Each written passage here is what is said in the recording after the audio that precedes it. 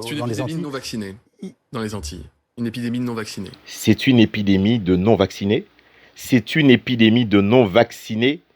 Dis donc, monsieur Véran, en Israël, c'est une épidémie de quoi? À Malte, c'est une épidémie de quoi?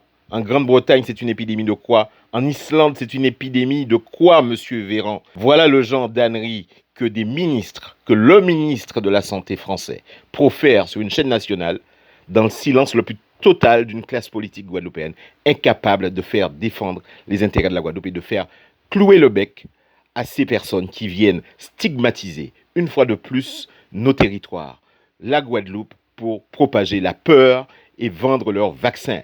Trop, c'est trop.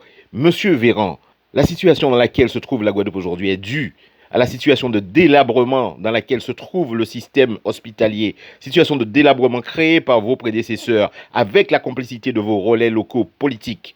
La situation dans laquelle on se trouve aujourd'hui est le manque de transparence de l'ARS, le manque de collaboration avec des services locaux pour s'assurer qu'il n'y a pas une épidémie de dengue concomitante à cette Covid, une épidémie de grippe concomitante à cette Covid, créant la panique sur l'île et faisant effectivement des morts. Voilà la réalité de la situation.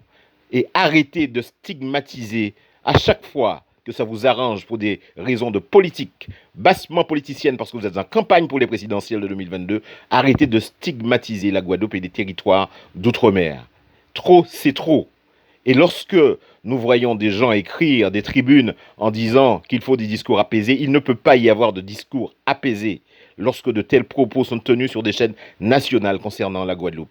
Les gens qui prônent des discours apaisés devraient plus, le barreau notamment de la Guadeloupe, se pencher sur la situation des disparitions des libertés fondamentales à laquelle on assiste depuis le début de cette crise. Là, il serait beaucoup plus utile. Mais à un moment, il faut arrêter.